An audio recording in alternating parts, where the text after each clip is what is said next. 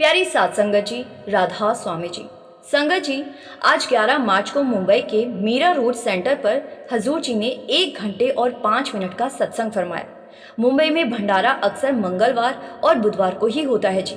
कल 10 मार्च को बाबा जी ने मुंबई की संगत के साथ सवाल जवाब किए थे और बाबा जी ने हजूर जी के साथ ओपन कार दर्शन भी दिए थे। और कल शाम को बाबा जी मुंबई से दिल्ली आ गए थे, जबकि हजूर जी मुंबई में ही थे जी। और आज सुबह 9:30 बजे हजूर जी ने मुंबई में बेहतरीन सत्संग फरमाया जी। हजूर जी 9:22 पर स्टेज पर आ गए थे जी। उस समय शबद चल रहा था, भाग पड़े जो संत पधारे। ठीक 9:30 पर हजूर जी ने सत्संग की शुरुआत की। आज सत्संग में हजूर जी ने तीसरी पातशाही की पवित्र बानी जग जीवन साचा एकोदाता के आधार पर संगत को बहुत ही गहरे और प्रेम भरे शब्दों में समझाया जी। हजूर जी ने बहुत सरल और सहज तरीके से एक और मूल सत्य पर जोर दिया। हजूर जी ने कहा, मालिक एक ही है। ये कोई नई या अनसुनी बात नहीं है जी। संसार के हर धर्म, हर पवित्र ग्रंथ ने बार बार इसी सत्य को दोहराया है। बानी में भी यही संदेश दिया गया है, सबना ज्यादा एको दाता सो मैं बिसर न जाए। अर्थात इस सृष्टि के सभी जीवों को जीवन देने वाला वही एक दाता है जी, और हमें उसे अपने दिल से कभी भूलना नहीं चाहिए। जब ये स्मरण हमारे भीतर बना रहता है, तब इंसान सच्चे मार्ग पर टिक सकता है। हजूर जी ने आगे ये भी बताया कि यही सत्य बाइबल में भी व्यक्त किया गया है, Lord our God the Lord is one. मुसलमान उसे रब उल आलमीन कहते हैं, यानी वो पावरदिगार जो पूरी सृष्टि का पालन करने वाला है जी। हिंदू उसे ब्रह्मा या परमात्मा के रूप में याद करते हैं। ईसाई उसको गॉड कहकर बयान करते हैं। हजूर जी ने आगे एक सरल उदाहरण देते हुए समझाया जी।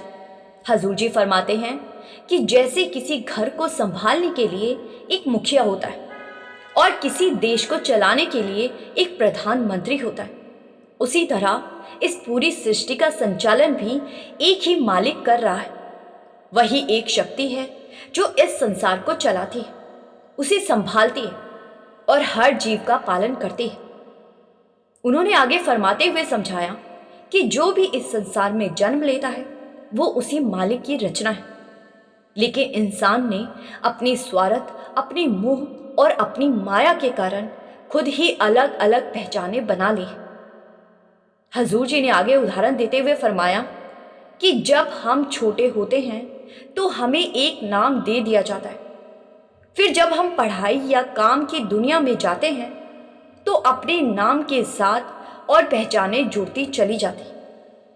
उसके बाद समाज, जाति, पेशों और दूसरे भेदभाव हमें और भी छोटे छोटे हिस्सों में बांटते थे। इतना ही नहीं, इंसान ने तो उस निराकार परमात्मा को भी अपने अपने तरीके से आकार देने की कोशिश की। उसे अलग अलग नाम और रूप दे दिए गए, जबकि सच्चाई ये है कि उस मालिक की असली हकीकत को लफ्जों में पूरी तरह बयान ही नहीं किया जा सकता जी। किसी ने कहा कि मेरा खुदा सबसे बड़ा है, किसी ने कहा कि मेरा गॉड सबसे महान है। लेकिन दुख की बात यह है कि जिस धर्म का उद्देश्य इंसान को आपस में जोड़ना था, आज उसी धर्म के नाम पर सबसे अधिक विभाजन और संघर्ष देखने को मिलता है। शायद ही कोई और कारण रहा हो जिसने मानवता को इतनी गहरी नफरत और टकराव की आग में झोंक दिया, जितना कि धर्म के नाम हुए झगड़ों ने किया।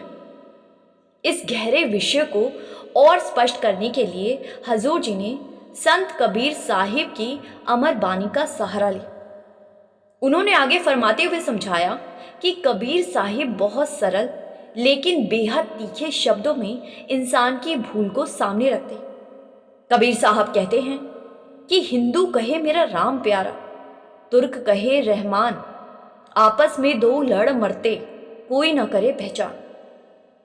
हजूर जी ने आगे फरमाते हुए समझाया कि इन शब्दों में बहुत बड़ी सच्चाई छिपी हुई है। आज तक इंसान उस परम सत्ता को वास्तव में पहचान ही नहीं पाया है। हर कोई अपने अपने तरीके से उसे पुकारता है, उसे अपने नाम और अपनी परंपरा में सीमित कर देता है, लेकिन उसकी असली पहचान तक बहुत कम लोग पहुंच पाते हैं। हजूर जी ने आगे साफ शब्दों में समझाया। हजूर जी ने फरमाया कि जब तक हमारी दृष्टि में इंसान इंसान के बीच भेदभाव बना रहेगा, तब तक उस परमात्मा की पहचान भी हमारे लिए अधूरी ही रहेगी। मालिक का अनुभव तभी संभव है जब हम हर व्यक्ति को समान समान और समान दृष्टि से देखने लगे। अगर हमारे मन में किसी के लिए ऊंच नीच, भेदभाव या अलगाव की भावना है, तो समझ लीजिए कि हम अभी उस सच्चाई से बहुत दूर हैं। वो मालिक तो वही है जो हर जीव को जीवन देता है। उसकी नज़र में कोई छोटा बड़ा नहीं है, कोई अपना पराया नहीं है। हजूर जी ने इसे एक बहुत सरल उदाहरण के माध्यम से समझाया। हजूर जी फरमाते हैं कि जैसे एक ही बिजली से असंख्य प्रकार के उपकरण चलते हैं। कोई पंखा बनकर हवा देता है, कोई बल्ब बनकर प्रकाश देता है, कोई मशीन बनकर काम करता है। हर उपकरण का रूप और कार्य अलग होता है, लेकिन शक्ति का स्रोत एक ही होता है। ठीक उसी प्रकार इस सृष्टि में भी मालिक एक ही है, पर उसकी रचना अनगिनत रूपों में दिखाई देती है।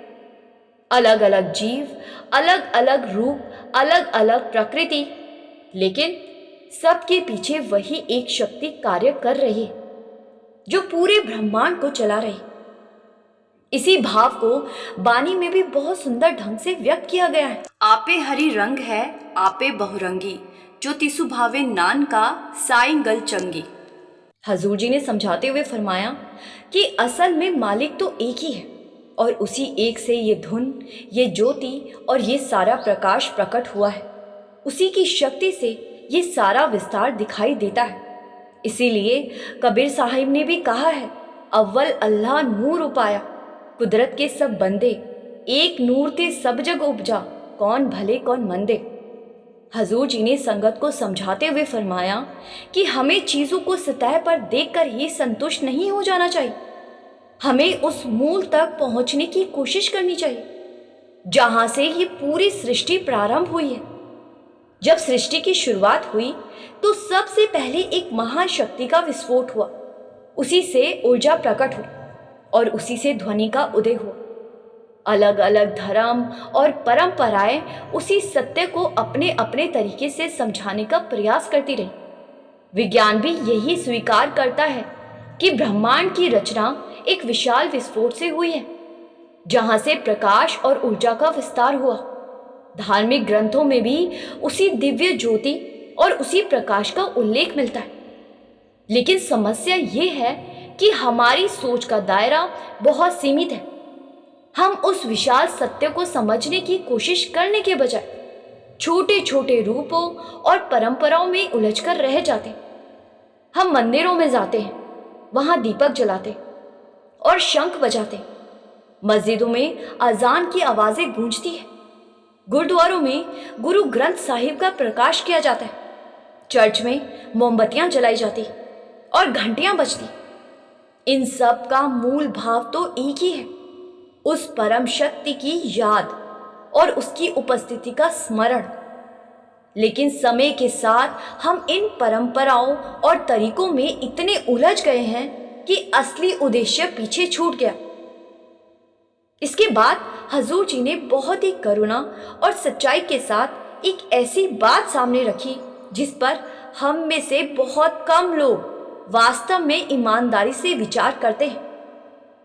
अक्सर हम सत्संगियों को ये कहते हुए सुनते हैं कि अब हम धर्म, मजहब और पंथ की सीमाओं से ऊपर उठ चुके हैं। हम कहते हैं कि हमारे लिए सब बराबर है और हम किसी भेदभाव को नहीं मानते। लेकिन जब बात हमारी निजी जिंदगी की आती है, विशेषकर विवाह जैसे महत्वपूर्ण निर्णय की, तब हमारी सोच का असली रूप सामने आ जाता है। सबसे पहले हम यही देखते हैं कि होने वाला जीवन साथी हमारे ही धर्म से होना चाहिए। इसके बाद बात यहीं समाप्त नहीं होती। फिर जाति और बिरादरी का प्रश्न सामने रखा जाता है। उसके बाद कुंडलियां मिलाने की प्रक्रिया शुरू होती और अंत में विवाह के लिए शुभ मुहूर्त तलाश किया जाता। हजूर जी ने आगे बड़े ही सरल शब्दों में प्रश्न किया। हजूर जी ने फरमाया, क्या हमें सच में ऐसा लगता है कि मालिक ने किसी इंसान को अधूरा बनाकर इस दुनिया में भेजा है? क्या हमें यह विश्वास है कि उसने किसी समय को अशुभ बना दिया है? हजूर जी ने आगे फरमाते हुए समझाया कि जो लोग कुंडलियों के भरोसे विवाह करते, क्या उनके जीवन में कभी दुख नहीं आते? क्या उनके बीच कभी मतभेद नहीं होते? और क्या ऐसा है कुंडली मिलाने से हुए विवाह बाद में कभी नहीं टूटते? असल बात यह है कि हमें सबसे पहले यह देखना है कि सामने वाला व्यक्ति इंसान कैसा है, उसका स्वभाव कैसा है, उसकी सोच कैसी, उसका चरित्र कैसा है।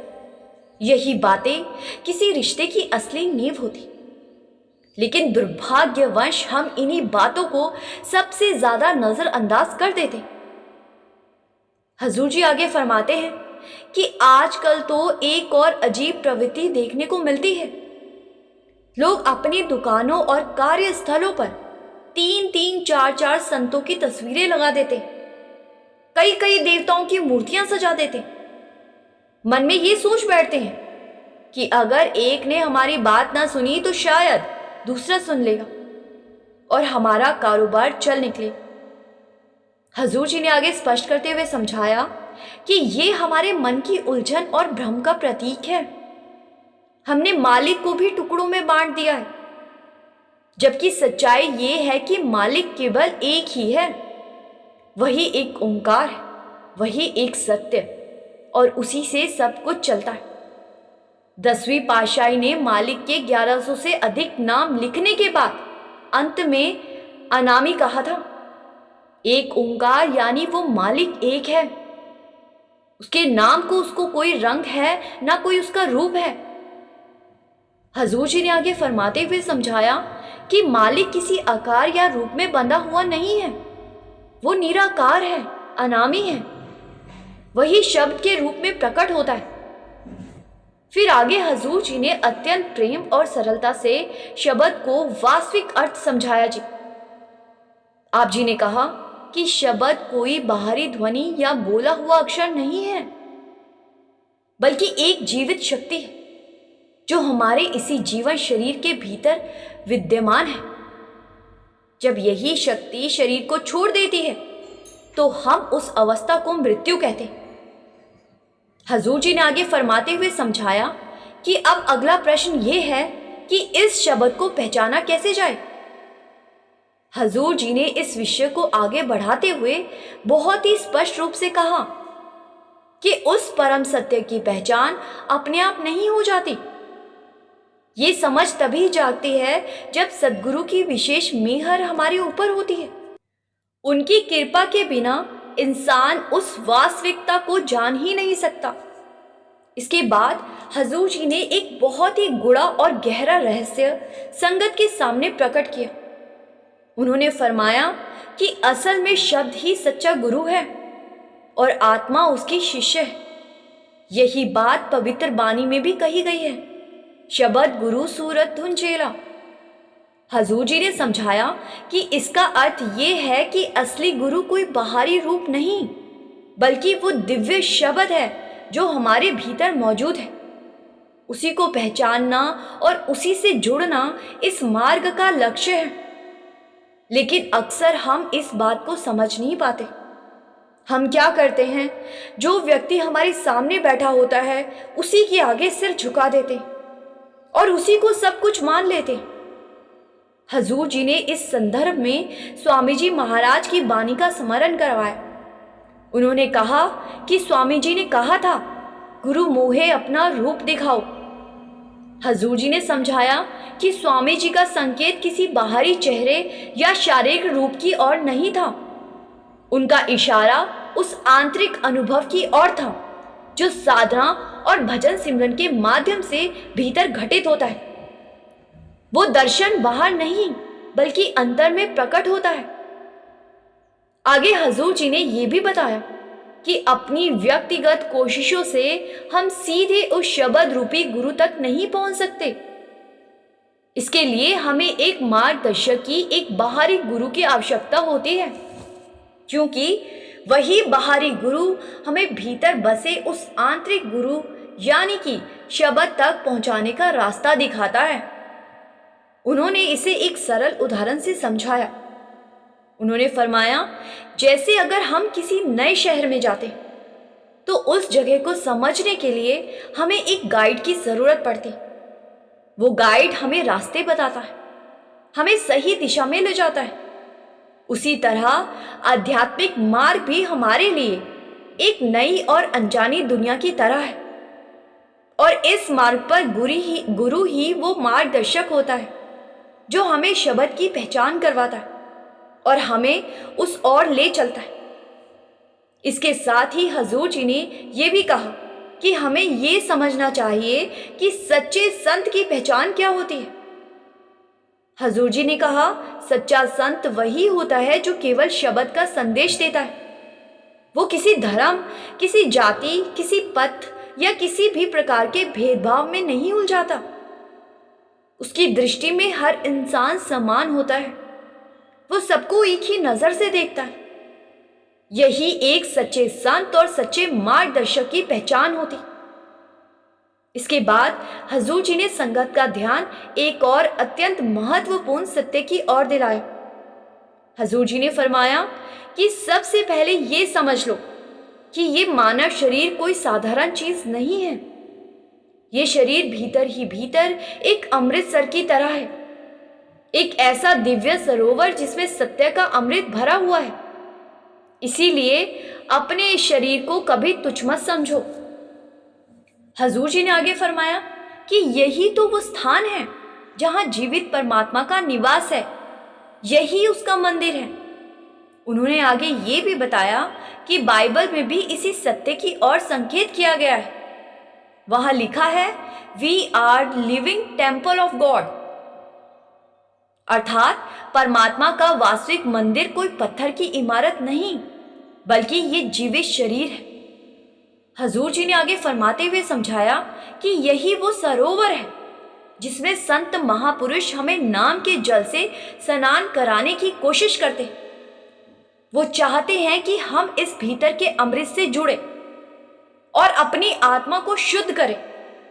इसीलिए संत बार बार हमें याद दिलाते हैं कि मनुष्य जन्म अत्यंत दुर्लभ और अनमोल है।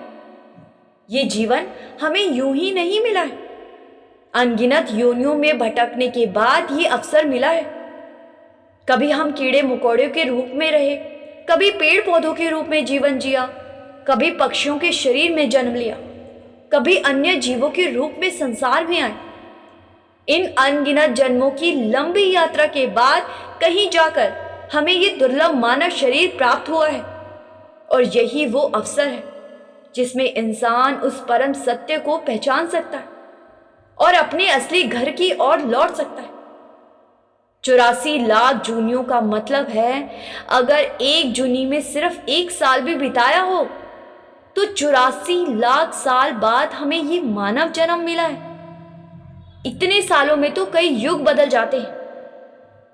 हजूर जी ने आगे फरमाते हुए समझाया, 84 लाख सालों को सोचकर देखो, ये कितना लंबा समय कि हम सोच भी नहीं पाएंगे। बानी में भी आया है, 184 जूनी सभाई मानुष को प्रभु दी बढ़ियाई। असंख्य जन्मों के बाद ही ये मनुष्य शरीर मिलता है ताकि हम प्रभु की भक्ति कर सके, उसकी महिमा का गुणगान कर सके। लेकिन हम इस जामे को व्यर्थ करने में लगे हुए हैं। हजूर जी आगे बड़े गहरे भाव से समझाते हैं कि आज मनुष्य ने विज्ञान के सहारे असंभव मानी जाने वाली सीमाओं को भी पार कर लिया है। वो आकाश की ऊंचाइयों तक पहुंच गया है, समुंदर की अथाह गहराइयों में उतर चुका है और यहां तक कि तारों और ग्रहों के बीच की दूरियां भी माप रहा है। लेकिन इतनी सारी उपलब्धियों के बावजूद एक बड़ी विडंबना ये है कि उसने अब तक अपने भीतर झांककर देखने की कोशिश ही नहीं की। उसने अपनी आत्मा की उड़ान ही नहीं भरी। बाहर की दुनिया में तो वो बहुत आगे निकल गया, पर अपने अंदर की यात्रा करना भूल गया। हजूर जी आगे फरमाते हुए समझाते हैं कि जिस तरह जानवर केवल प्रतिक्रिया के आधार पर चलते हैं, आज इंसान का व्यवहार भी कुछ वैसा ही हो गया है। हमारे भीतर भी क्रोध, उत्तेजना और अशांति भरी पड़ी हुई है। हजूर जी ने आगे फरमाया कि मालिक ने हमें विवेक दिया है ताकि हम सही और गलत की पहचान कर सकें, लेकिन दुर्भाग्य से हम उसी विवेक शक्ति का दुरुपयोग कर रहे हैं। हजूर जी ने आगे फरमाया, वास्तव में हमें 5 बड़े विकारों ने जकड़ रखा है: काम, क्रोध, लोभ, मोह और अहंकार। और इस वर्तमान युग में एक और विकार चुपचाप हमारे जीवन में शामिल हो गया है, और वो है मोबाइल फोन। हम सिमरन के लिए समय निकालने में टाल मटोल करते हैं, लेकिन मोबाइल पर घंटों बिताना हमें बहुत भारी नहीं लगता। सुबह आंख खुलते ही मोबाइल हाथ में, और रात को सोने से पहले भी मोबाइल।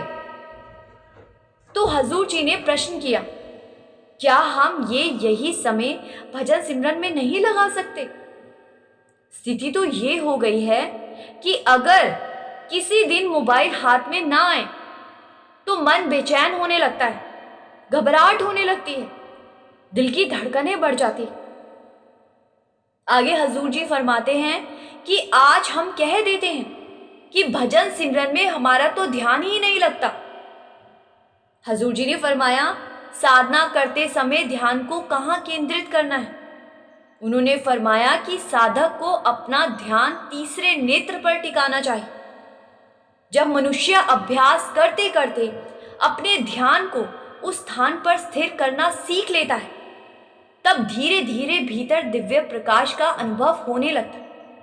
वहीं से सच्चे दर्शन प्रारंभ होते हैं, और वहीं से आत्मा को वो असली आनंद और परमानंद प्राप्त होता है, जिसकी खोज में मनुष्य भटकता रहता है। आगे हजूर जी ने यह भी समझाया कि केवल पढ़ते रहने या सुनने रहने से आध्यात्मिक उन्नति नहीं होती। यदि ज्ञान केवल शब्दों तक ही सीमित रह जाए और जीवन में उतर ना पाए, तो उसका कोई वास्तविक लाभ नहीं होता। इसी संदर्भ में बानी की एक पंक्ति का उल्लेख करते हुए कहा गया है कि पढ़ पढ़ पोथी अवर समझाइए, घर जलते की खबर ना पाइए। इसका अर्थ ये है कि जो व्यक्ति केवल ग्रंथ पढ़कर दूसरों को उपदेश देता फिरता है, लेकिन स्वयं अपने भीतर झांकने की कोशिश ही नहीं करता, उसे अपने ही घर में लगी आग का भी पता नहीं चलता। यानी वो अपने अंदर की कमियों और विकारों को पहचान ही नहीं पाता। अंत में हजूर जी ने बड़े ही अत्यंत विनम्रतापूर्ण और प्रेम भरे स्वर में संगत को एक महत्वपूर्ण संदेश दिया। हजूर जी फरमाते हैं कि अब समय आ गया है कि हम बाहरी कर्म कांडों, दिखावों, रस्मों और औपचारिकताओं में उलझे रहने से ऊपर उठे। असली उद्देश्य उस परम सत्य को पहचानना है। उस सत्य का अनुभव केवल भजन सिमरन और मन के नियंत्रण के अभ्यास से ही संभव है। लेकिन ये पहचान केवल हमारे प्रयासों से नहीं होती। इंसान चाहे जितना भी प्रयास कर ले, अंतिम सफलता तो तभी मिलती है जब उस परम सत्ता की मेहर और कृपा प्राप्त होती है। इसके बाद हजूर जी ने आज के समय की एक और वास्तविकता पर प्रकाश डाला जी। हजूर जी ने फरमाया कि आज का इंसान अपने भाग्य को बदलने के लिए इधर उधर भटकता रहता है। कोई पंडितों के पास जाता है, कोई ज्योतिषों के चक्कर लगाता है। लोग अपनी कुंडलियां दिखाते फिरते हैं, कभी धागे बंधवाते हैं, कभी दिशाएं बदलवाते हैं। कभी कहा जाता है कि घर का दरवाजा इस दिशा में होना चाहिए, कभी कहा जाता है कि उसे दूसरी दिशा में होना चाहिए, उसे दूसरी दिशा में करवा लो। कभी कोई और उपाय बताया जाता है। हजूर जी ने बहुत ही सरल और सच्चे शब्दों में फरमाया कि यदि सच में पंडित या ज्योतिषी किसी का भाग्य बदल सकते होते तो इस संसार में कोई अमीर व्यक्ति कभी दुखी नहीं होता और ना ही कोई मंत्री या बड़ा अधिकारी अपनी कुर्सी से उतरता। उन्होंने साफ शब्दों में समझाया कि ना कोई पंडित, ना कोई तंत्र मंत्र और ना कोई बाहरी उपाय हमारे भाग्य को बदल सकता है। हमारे जीवन में जो कुछ भी घटित होता है वो हमारे अपने किए कर्मों का फल होता है। इसीलिए हर काम को सोच समझकर करना चाहिए। किसी भी हवन, पूजा या अनुष्ठान को करने से पहले विवेक और समझ का होना बहुत ही आवश्यक है। जब इंसान सच्चे आध्यात्मिक मार्ग पर चलना शुरू कर देता है तो उसके जीवन के बहुत से प्रश्नों के उत्तर उसे उसी रास्ते पर चलते चलते मिलने लग जाते हैं। हजूर जी ने आगे फरमाया कि इस मार्ग में कोई कमी नहीं है, रास्ता बिल्कुल सही और पूरा है। अगर कहीं कमी है तो वो केवल हमारे अभ्यास में, हमारे कर्तव्य पालन में। यदि हम नियमित रूप से भजन सिमरन का अभ्यास करें और अपने जीवन को उसी दिशा में ढाल दे तो फिर हमें मालिक तक पहुंचने से कोई भी नहीं रोक सकता। संगत जी, ये सब कुछ आज मुंबई में हजूर जी ने संगत को समझाया जी। संगत जी, वीडियो को शेयर जरूर करें जी और कमेंट में एक प्यार भरा राधा स्वामी जरूर लिखकर ही जाइए जी। संगत चाहे तो बड़ी ही खुशी से इस चैनल को सब्सक्राइब करके इस चैनल का एक हिस्सा भी बन सकते हैं जी। गुरु प्यारी साथ संगत जी, राधा स्वामी जी।